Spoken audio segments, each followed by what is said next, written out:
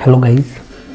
तो आज हम बात करने वाले कुछ ऐसे 11 स्टॉक्स की कि अगर बीजेपी विन होती है तो ये स्टॉक्स को बाय करना है हमें। जिसमें फर्स्ट हम स्टार्ट करते हैं बेल से, भारत हेवी इलेक्ट्रिकल्स लिमिटेड। तो कुछ लोग बोलेंगे कि ये तो बहुत ही हाई लेवल पे चल रहा है, जो सही बात है। अभी तक 200 के आसपास था और पिछले कुछ 1-2 महीने में ये 300 तक पहुंच गया है। तो इसका हम मूवमेंट अगर ट्रेस करते हैं तो अभी भी ये ओवर वैल्यूड नहीं है, बिकॉज कि अभी इसका रिजल्ट आया है, जिसने भी देखा होगा कि उसमें ईयर टू ईयर जो है वो लॉस में है कंपनी। क्वार्टरली ये बहुत ही ज़्यादा हाई प्रॉफिट में है, बट ईयर टू ईयर हम अगर कंपेयर करें रिजल्ट को, कुछ अच्छा रिजल्ट नहीं है। और क्वार्टरली हम रिजल्ट को कंपेयर करें तो कुछ बहुत ही ज़्यादा अच्छा रिजल्ट है। तो हमें मेनली बात तो ये खास ध्यान रखनी है कि शॉर्ट टर्म के लिए बाय करते हैं तो क्वार्टरली रिजल्ट को ही देखना है, ठीक है। तो फर्स्ट आप इसको ऐड कर सकते हो। इसको 299 पे अभी चल रहा है, 300 पे चल रहा है। तो इसको आप थोड़ा सा, जैसे कि हो गया, अगर थोड़ा सा डाउन आता है, एक कल ये डाउन हुआ है 2.16%, ठीक है। टुडे लिख रहा है बट अभी मार्केट ओपन नहीं हुआ है, तो कल का ये दिखा रहा है। तो अभी भी अगर 1-2% डाउन होता है और ना भी हो तो भी अगर आपको लो क्वांटिटी डालना है तो अभी आप डाल सकते हो, ठीक है। अभी इसके बाद हम दूसरा इरेडा की बात करेंगे। रिन्यूएबल एनर्जी का तो आपको पता ही है कि जब से सूर्योदय योजना का वो हुआ है तब से कंटिन्यू पूरे स्टॉक्स कैसे चल रहे हैं। तो उसमें हम देखा जाए तो अभी भी ये आप पूरे जो भी मैं स्टॉक्स दिखाऊंगा आपको यही लगेंगे पूरे ओवर वैल्यूड है, बट अभी भी इनमें पोटेंशियल है। आप थोड़ा बहुत 5% या 10% का एसएल लेके इसमें आप पोजीशन ले सकते हो, ठीक है। इसका पी अभी भी 37 पे चल रहा है। बेल का तो बहुत हाई पी दिखा रहा है, बट फिर भी उसको आप बाय कर सकते हो। अभी मल्टी बैगर दिखा रहा है बट अभी भी ये ऊपर जा सकता है। ये इसका हाई कहाँ पे है हम देखते हैं कि इसका अभी हाई पे ही चल रहा है, ठीक है। पिछले हम 1 साल का अगर देखें तो ये 209 तक गया हुआ है, 6 फरवरी को गया है 209 तक, ठीक है। अगर 5 ईयर का हम देखा जाए तो 5 ईयर का भी वही आई है। तो ये अभी भी आप पोजीशन इसमें ले सकते हो। इंडियन रिन्यूएबल एनर्जी थोड़ा बहुत, मतलब 20-30% तक का आपको मिल जाएगा जैसे ही इलेक्शन का रिजल्ट आएगा। और अगर बीजेपी जीतती है तो इन स्टॉक्स में थोड़ा बहुत दिन तक आपको मूवमेंट नजर आएगी। इसके बाद आता है आईआरएफसी। ये पूरे रेलवेज के स्टॉक्स आएंगे 2-3, बिकॉज अभी बीजेपी ने घोषणा किया है कि अगर बीजेपी की गवर्नमेंट बनती है तो आने वाले 10 सालों के लिए वो कुछ तकरीबन 42 बिलियन का इन्वेस्टमेंट करेंगे इंडियन रेलवेज को अपडेट करने के लिए। और आपने पिछले कुछ सालों में देखा भी है कि कैसे चल रहा है इनका, जो क्या हो गया वंदे भारत वगैरह के, कैसे कैसे नई नई फैसिलिटीज़ आ रही। तो पिछला अभी इसका देखा जाए तो 1 ईयर का हाई है, हाई पे ही चल रहा है। अभी 186 का हाई बनाया है, 185 का हाई है, 86 का है, ठीक है। तो इसमें आप पोजीशन बना सकते हो। 470% इसने एक ईयर का रिटर्न दिया है, तो अभी 500% भी दे सकते हैं। मतलब आप समझ सकते हो कि अभी अगर 20-30% आपको रिटर्न चाहिए तो इनमें आप डाल सकते हो, बट विथ स्टॉप लॉस, ठीक है। आप अच्छा सा स्टॉप लॉस लगाए और इसमें आप पोजीशन बना दीजिए। इसका भी पी है 37, 52 वीक का आई है 192, और लो पे तो नज़र मारना ही नहीं है हमें, ठीक है। अभी इसके बाद हम लेंगे एनसीसी को। एनसीसी के बारे में भी मैक्सिमम लोगों को पता है। इसका भी मार्केट कैप बहुत बड़ा है। इसका पी 25 पे अभी चल रहा है। इसका अगर 1 ईयर का हम देखा जाए 146% का रिटर्न है। इसका 107 इसका लो है, 294 मतलब हाई के आसपास ही चल रहा है। इसको भी आप 20 से 30% इलेक्शन के दिन पे आपको, इलेक्शन के वीक में आपको मिल सकता है, ठीक है। और अभी इसके बाद तो ये आईआरबी भी आपने सुना ही होगा। जब भी एनएचएआई ने इसको पेनल्टी दिया था तब से सबकी नज़र में चढ़ गया है। ये भी अभी 74 का इसका रेजिस्टेंस है, रेजिस्टेंस को टच किया है 23 मई को और इसका हाई है 76। रेजिस्टेंस को ब्रेक करेगा 76 को तो ये 88 तक जा सकता है। इसका स्टॉप लॉस था 64 और अभी के लिए स्टॉप लॉस बाद में हो जाएगा, जो रेजिस्टेंस है वही आपका सपोर्ट हो जाएगा। तो 74 आपका स्टॉप लॉस हो जाएगा, 88 आपका टारगेट हो जाएगा, फर्स्ट टारगेट। उसके बाद 118 वाला है शायद, तो वो बात की आपकी मर्जी है कि कितना होल्ड आप रख सकते हो। ठीक है, आईआरबी ये इंफ्रास्ट्रक्चर का स्टॉक है और ये भी आपको पता है कि अगर बीजेपी आती है तो कितना अलॉटमेंट करती है इंफ्रास्ट्रक्चर के ऊपर। ठीक है, इसके बाद आपका आएगा एनटीपीसी, ये पीएसयू का ही है और इसका आप अगर 1 ईयर का रिटर्न देखोगे तो 109% है, ऑलरेडी नियर बाय हाई के आसपास ही चल रहा है। 380 हाई है, 370 पे चल रहा है, इसका लो है 171। इसमें अभी भी आप 25% आपका कहीं नहीं गया, आप ट्राई कर सकते हो। ठीक है, इसका भी मार्केट का बहुत ज़्यादा बड़ा है, मतलब बहुत ज़्यादा 3.58 लाख करोड़। ठीक है, इसमें आप डाल सकते हो कम से कम 25% तो मान के ही चलो। और ये सब बाय कब करना है, इलेक्शन से पहले करना है। अगर आपको फुल्ली कॉन्फिडेंट हो कि बीजेपी ही आएगी तो।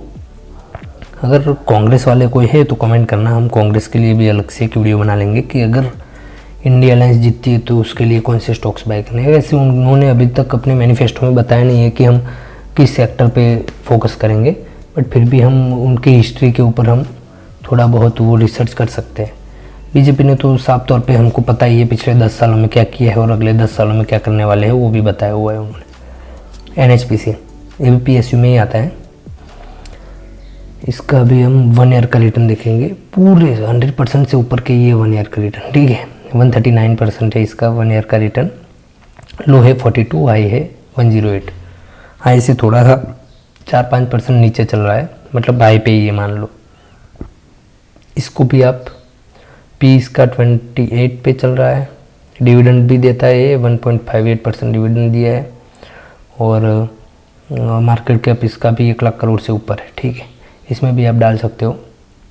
इसमें आप 25% से 30%, सभी स्टॉक्स में 25 से 30% आप सोच के बैठ सकते हो और पोजीशन बनाने से पहले 5, 7, 8 जितना आपका कैपेसिटी उस हिसाब से स्टॉप लॉस भी आपको रखना है।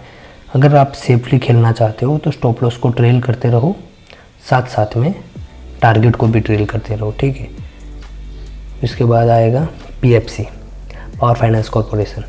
ये भी आपने सुना ही है, ये पूरे पीएसयू वाले मैक्सिमम आएंगे, इसमें कुछ प्राइवेट है कुछ पीएसयू है। ठीक है, तो इसका हम देखा जाए तो 1 ईयर का रिटर्न है 271%। 271% इसका 1 साल का रिटर्न है। 132 का लो है, 521 का हाई है। ये भी चल रहा है 1-1.5% नीचे चल रहा है ऑल टाइम हाई से। ठीक है, तो इसमें भी आप पी इसका बहुत लो चल रहा है, 8.59 है, मार्केट कैप 1.69 लाख करोड़। ठीक है, और हाँ मैं एक बात बताना भूल गया, इसमें भी वही सेम रहेगा स्ट्रेटजी, स्टॉप लॉस ट्रेल करो, स्टॉप लॉस रखो 5%, 7% या 10% जो भी रखना है, और साथ में 25 से 30% का टारगेट। मैं बताना भूल गया, जैसे कि आईआरबी है, ये स्टॉक स्प्लिट हुआ है। ठीक है, 1/10 के रेशियो में स्प्लिट हुआ है। आप बोलोगे यार इसका मार्केट कैप भी अच्छा खासा है, ये स्टॉक्स क्यों इतना सस्ता है? सस्ता नहीं है, ठीक है, ये स्टॉक स्प्लिट हुआ है। हम थे पीएफसी ख़त्म, आरवीएनएल आया, सबका फेवरेट स्टॉक है।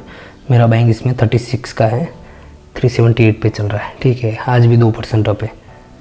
अभी टाइम क्या हुआ है? टाइम हाँ 9:10 हुआ है, प्री ओपनिंग तो हो गया है। ठीक है, तो 379 का अभी चल रहा है, इसका हाई है 399.9, मतलब 400 का इसका हाई है। बहुत ही ज़्यादा ओवर वैल्यू है, मैं मान सकता हूँ। ठीक है, पर इसमें आप अगर अभी भी बनाना चाहते हो पोजीशन, क्योंकि रेलवे का है, और रेलवे का मैंने आपको बता दिया, रेलवे विकास निगम ये भी एक रेलवे का फाइनेंस में ही आता है। ठीक है, तो इसका अगर आप माना जाए तो अभी भी ये बहुत सारा रिटर्न दे सकता है, पर इसमें एकदम केयरफुली आपको रहना पड़ेगा। ये बहुत ही मतलब रिस्की हो सकता है, क्योंकि इसने तो बाकी स्टॉक्स जो है उनसे बहुत ज़्यादा रिटर्न दिया हुआ है। क्योंकि मेरा खुद का बाइंग है 36 का, ओनली 36 का, और अभी 1000% प्लस में चल रहा है। सॉरी 900 प्लस होता है ना, 10 टाइम्स मतलब 900%। इसमें आप अभी भी पोजीशन बना सकते हो। पी वगैरह इसका सही चल रहा है और मार्केट कैप भी अच्छा है। इसमें भी 25% आप वही सोच के आप चल सकते हो, बट वही स्ट्रेटेजी रहेगी, विदाउट स्टॉप लॉस इसमें इन्वेस्ट नहीं करना है। हाउसिंग एंड अर्बन डेवलपमेंट, ये भी आपको पता है कि प्रधानमंत्री वो घर की योजना, पता नहीं कौन सी जनधन योजना जो बनाते रहते हैं ना, जिसमें गरीबों के लिए घर बना रहे हैं वो, तो इसमें एक कंपनी आती है अर्बन डेवलपमेंट के लिए। तो इसमें अभी एक साल में 371% का रिटर्न दिया है।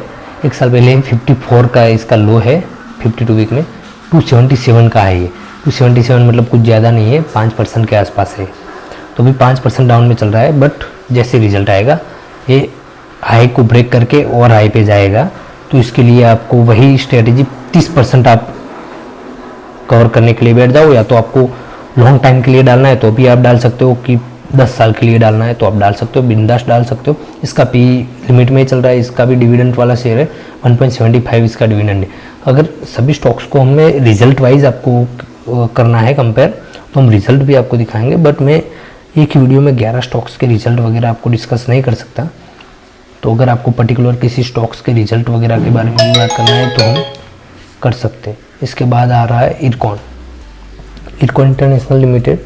इसका अगर 1 साल का आप देखें तो 29% रिटर्न।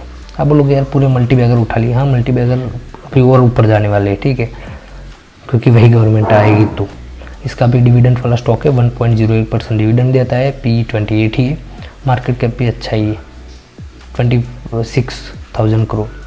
इसका 52 वीक का हाई है 301, उससे 5-7% डाउन में चल रहा है, मतलब वही मान लो एक ही दिन में कवर कर लेते हैं अगर 20% का सर्किट लग रहा है तो। 52 वीक का लो है इसका 78। सेम स्ट्रेटेजी, 25% से 30% का टारगेट, 5 से 10% का एसएल लगा के वेट करिए और 4 जून का वेट कीजिए। 4 जून मतलब 4 जून से पहले इसमें इन्वेस्ट कर लीजिए। यही हफ्ता बचा है आपका। इन्वेस्ट करने के बाद वेट कीजिए 4 जून का। अगर रिजल्ट सही आ रहा है तो 4 जून को मार्केट गैप अप तो खुलेगा, बट बाद में शायद थोड़ा डाउन होगा। वेट कीजिए, 1-2 दिन वॉलेटाइल भी रह सकता है, या तो फिर साइडवेज भी रह सकता है। देखिए उसके बाद जून पूरा आपका शायद मार्केट में अच्छी खासी तेज़ी रहेगी। जून एंडिंग के बाद जुलाई में शायद थोड़ा बहुत मंदी की आसार है, तो उस हिसाब से आप अपनी स्ट्रेटजी बना रखिए और स्टॉप लॉस को ट्रेल करते रहिए। Thank you. आगे कोई और वीडियो चाहिए तो आप हमें पर्सनली कमेंट या मैसेज डाल सकते हो।